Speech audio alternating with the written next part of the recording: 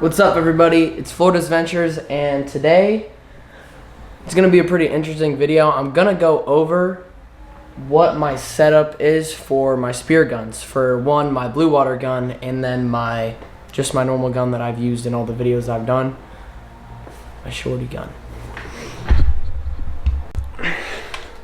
Okay, so here you can see I have a Koa roller gun. This is what I use for when I'm shooting, bigger fish, probably like, well, wahoo and stuff like that. Mainly, it's a blue water gun. But, so I have a reel for this. Alright, so here you can see I have a 100-meter reel. I like to use this mainly like if I'm gonna use this on a reef, but close in. I'm not really a fan of using a reel like when I'm shooting bigger fish offshore in deep water, because using a float and a float line is just so much easier if you ask me. And that's kind of what I'm gonna be going over today. I'm gonna go over like the knots I have, the setups, and all of that. Okay. So here you see that I have a different type of line. So normally, you're gonna buy a spear gun and it's gonna have a monofilament line. I really, for shooting bigger fish, I am not a fan of using monofilament. If you didn't know, they're held together with crimps, and those crimps can fail all the time, and that's not what you want, especially say you shoot a big wahoo, something like that. So here, as you can see, I've used actually the line that has come off of my spool for my spear gun. This is what I've used for my line. So I've got it a knot there attached to my shaft, and I've run it through. I'm using the least amount of line I can. And then I have what normally would come with your gun, well, what does come with your gun. If you have a monofilament set up on your shaft already, you're gonna have a rubber band like this here. So that I took off. You take it off most of the time on a Koa, it's gonna be your little like ring is gonna be down here on the bottom of the gun, but on a roller, it's right here on the side. So you want to use as least amount of line as possible. If you ask me, it's so much simpler and it's not always in the way. Okay, so now that I've gone over all the line that I use, I'm going to kind of tell you how I have it set up. So one thing I do want to say first off is that when I'm shooting bigger fish, you always want to use a slip tip here. If you shoot, most of these bigger fish you're going to shoot like tuna and stuff like that, they have soft skin, and a normal shaft with kind of just a flap that easily can tear out of the fish, and that's not what you want. So the slip tip is going to secure your shot, especially if you go, most of the time you're going to go through all the way, and it's just going to secure your shot really well. Okay, back to the knots. So here you can see I've got this loop here. Well, that is for your float line. I use a 100-foot float line from Koa. I also use their floater. It's really good, simple. And so I've taken, this is called pretty much a breakaway line is what they would call it. But I've got it there. You can see I've got the loop here. I can take it off. I've got the loop here right on the little steg of my spear gun. You just leave it there, and it's going to stretch, and it's going to keep that line there, because most of the time, that's going to be up here, and when you secure your line, it's going to hold it tight there, but that's not where we want it, because the float line, we don't want your float line all the way up there, getting in the way of your bands and stuff like that. So this is just way better. It holds your float line back here. It's not going to affect your shot at all. And now I'm going to show you guys the float line I use. Okay, so here you can see I have the Koa floater. This is the bottom side. This is the top side. You can always put a dive flag. It comes with it when you buy it. You can put a dive flag right here on it. And then obviously you fill it up with air right here. So with this, you're obviously gonna need a float line. The float line I use is 100 foot, and I also have a 50-foot one that I use for like when I'm shooting on reefs. It's gonna have this clip here. People use this the wrong way a lot of times, like especially when people are first getting into blue water spearfishing. They use the clip like this. And obviously you take it like that and they use it like that.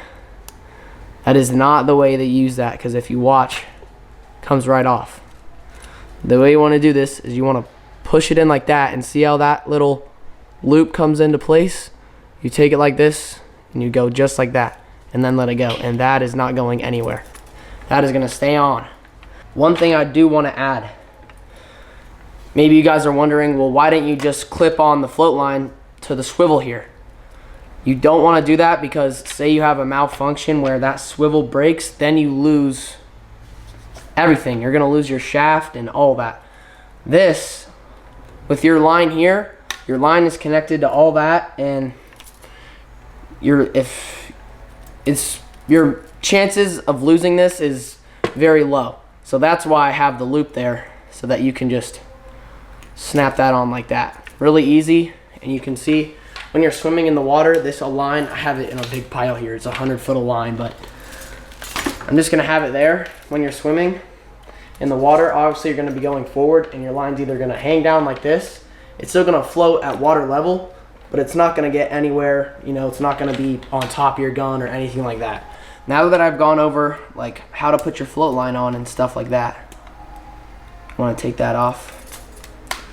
So, with the roller gun, you're gonna be using, well, what I recommend, like I said earlier, that can get out of the way. You wanna use a slip tip.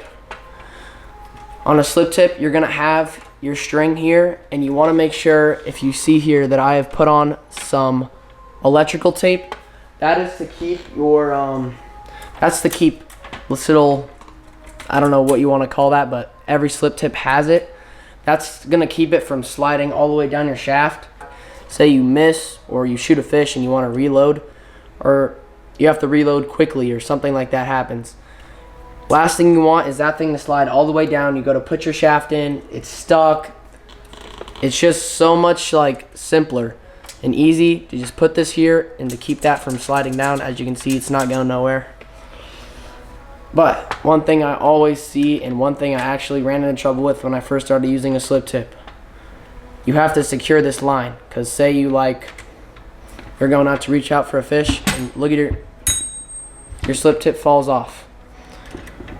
Well, that's obviously going to be annoying. Say you have a fish, slip tip falls off, you go to secure it, and he's gone. That's just going to be a bad and disappointing day. So, I'm going to show you guys how I secure my slip tip string, I guess you could say. So I'm going to take it out here, show you guys that it's all loose.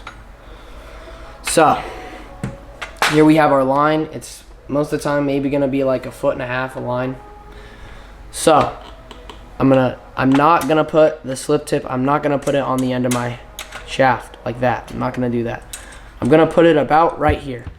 I'm going to measure it up right to where it would measure with the shaft. I'm going to leave it there, and I'm going to pull my string tight. I'm going to make sure that that's secured just like that. If you see it's hanging there. And what I'm going to do, you can do this easier like when your gun is already loaded, especially with a roller, because most of the time with a normal spear gun, if you're using a slip tip, you just tuck it under the bands. Well, with this you can't, because mine can easily get stuck and sucked up into that roller when I shoot my gun, which could kill a shot easily, and then your fish is gone. Okay, so I'm going to take my string here. This is how I like to do it. Obviously, you already have your breakaway band right here, which is keeping a lot of tension on the line. So, obviously, this line, you know, right here, it's tight. I'm going to take my line, I'm going to make sure that we're at the right adjustment, and then what I'm going to do is I'm going to take my line And I'm not gonna go in front of this loop here. I'm gonna go behind it, because if I put it in front, the line can just slide right out, and then the slip tip is gonna be loose and it's gonna fall right out. So what I'm gonna do is I'm gonna lift up that line and just put it under like that. And what the good thing is, the slip tip is under it, so when you shoot, all the line's gonna come off and it's not gonna get tangled or anything like that. So there, I put it under, and then I'm gonna go back over here. I'm gonna put it under again. And don't bring it up tight like this, because that can also just, it's gonna ball up and it could get stuck and stop your shot a little bit. If you have it spread out like that, it's just gonna flow through so much easier. You can wrap this twice if you want. Another thing, your slip tip line should have a knot at the end of it. And then there you see, I've wrapped it a couple times. So that's tight. See, I'm pulling on the slip tip a lot. You pull, and there you go. Your slip tip is on there, and it is not going anywhere. I shake this gun, slip tip is on there. It is not wobbly at all. It's nice and stable, and that's gonna make your shot so much better, and it's not gonna fall off when you shoot and completely ruin your shot. Another thing, here you can see, when you put a spool on your spear gun, you can either, when you take your spool off, as you can see on the bottom of the attachment there's a hole. When you buy it, it'll come with 3 screws, and you can use that to secure your spool on your gun. That way it will not come off unless you take, that screw out. How I did my gun, I'm using it for many different things, so I didn't want to have my spool always on there, and spool gives it a little bit more weight. So what I did was I took the 2 screws that it comes with. Obviously, when you're putting on the spool to your spear gun, you want to pre-drill those holes, because if you don't, you could potentially crack your gun, and that's the last thing you want to do, because that's going to be a lot of money to replace. So here you can see it slides right on. It's not going nowhere, and you have your snap swivel there. You can take this off, kind of just work it off there. It's on the floor now, but that is there.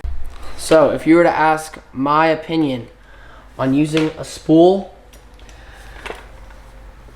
it just really depends on what you're going for. If I'm gonna be, I'm gonna use the spool. If I'm shooting grouper, snapper, maybe I'm gonna shoot a yellow jack or something like that. If I'm gonna use my gun to shoot those fish in maybe 25, 30 feet of water, then I'm gonna use the spool, because you never know. I don't wanna just use no spool and then just my normal monofilament line, and then run out of line. I go up to get air and the fish is pulling down and I'm 25 feet down and I can't come up. You do not want that happening. So that's what you have the reel for. But when you're gonna shoot big fish, like, I don't know, you're gonna go offshore, right? 150 plus feet of water, you're gonna shoot maybe a wahoo, mahi, anything like that, tuna. I really don't think that the spool is the best for that. Obviously, that's pretty much what some of them are made for, especially one like this with 300 feet of line on it. But I just think that the float line is easier to do. It's more simpler, but also the spool is good. What you don't want, and especially if you're not using a slip tip, you don't want to have the drag on your reel tight, because that's just going to put way more pressure on that flopper. If you're not using a slip tip, chances of your shafts tearing out of that fish are just going to increase if you're going to have your drag really tight. As you can see, there's a little knob here, and you can just twist that and it loosens your drag, tightens it. If I tighten it back down, you can see it's not easy to pull the line out anymore. But yeah, that's pretty much just my opinion on using a reel.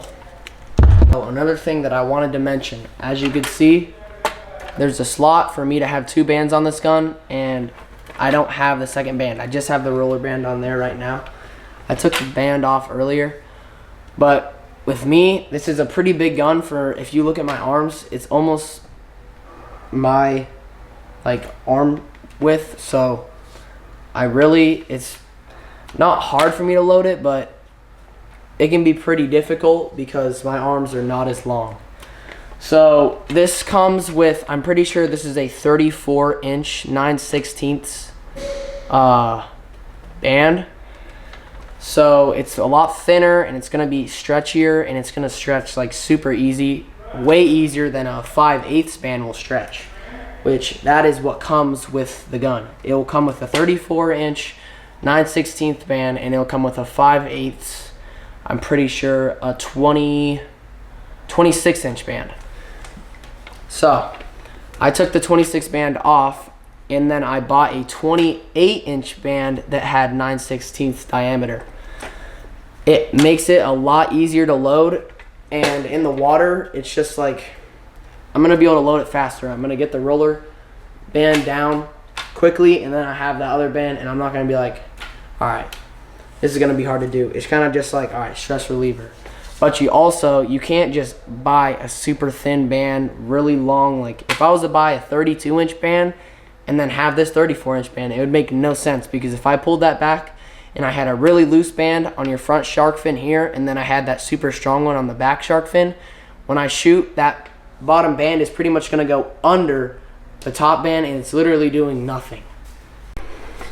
So if you're to really ask me for what I'm doing with this gun and for the shots I'm taking, the roller band itself is enough. It has so much power, and the accuracy is just as good with the one band. Now, another thing on this roller gun, as you can see, it has another slot right here. You can take this band out of that slot and you can move it down to that bottom slot here. I keep my band right here on the top slot. You pull your bands here, it'll tighten that up. If you really are looking for a lot more power, you can go ahead and put your band on that second slot. But if you're going to move your roller band down to that second slot, you're gonna want your gun loaded first for sure. Because you pulling that band down, if you watch what I do here, so you can see these are the two strings. There's a bottom string and a top string. The top string is kind of just for you pull on this bottom string and then you can get into the normal band width. So this is pretty much just to be able to pull the band out to where you can really get a grip. Anyways, if you watch when I pull this band down, I'm going to go and try to put it in that second slot. You can see that line is so tight on there. And that is the whole reason why this gun is built with these notches. That's so you can slide your thumbs and your hand right through there and get it right onto that second slot. That second slot kind of has that ripple there, and that is made for when you pull that second band down, it'll slide right into there. As you can see, this one is not as much, because that one, it's already going to be on there. With this bottom one, it makes it way easier to go right into that notch. Alright guys, well there you can see that's my float line. And the thing I wanted to go over here, you can see when you buy a spear gun, this is what it's going to come with. It's going to be, come on, focus, there we go. It's going to be a normal, just a flopper shaft. And as you can see, that kind of has that angle, and that's just going to tear right through your fish. And then again, I'm mentioning that monofilament line with that crimp on here. It's just like, it's so much easier to use the float line, and that crimp could easily fail, especially if you're shooting that gun, shooting a bunch of fish with it. That's so much pressure and all that salt water. It's just over time that crimp is gonna go out, and the last thing you wanna do is shoot a really nice fish and then your crimp breaks. Alright guys, well I hope you kind of enjoyed my video I made here. I pretty much mentioned everything that I looked up when I was first getting into blue water fishing. I didn't know how to secure my slip tip. I didn't know how to attach a float line. So I pretty much just went over all of it in this video. And, you know, I just want to do this video, one, to educate you guys, and two, I haven't posted. I know, it's been 7 days, guys. I know, disappointing. But I have a really, really good video coming up. We're going to be going out of state, and we're going to somewhere amazing spearfishing. And, it's going to be a really good video. Guys, well, I really hope you learned something off the video I made today. I just wanted to go over all the stuff that I needed to learn, or that wanted to learn, when I was first getting into blue water fishing. And say you guys are, and that's why I made this video, to help out. Again, we're going to have a really good video coming up, guys. Trust me. It's going to be a super good video. We're going to be, not going to spoil it yet, but we're going to be there for 2 weeks, and it's just going to be an awesome time. We're going to be doing a bunch of different things, fishing, spear fishing. I think my mom wants to go do some kind of hike to, I don't know, but we're going to find out. I hope you guys enjoyed the video, and I'll see you on the next one.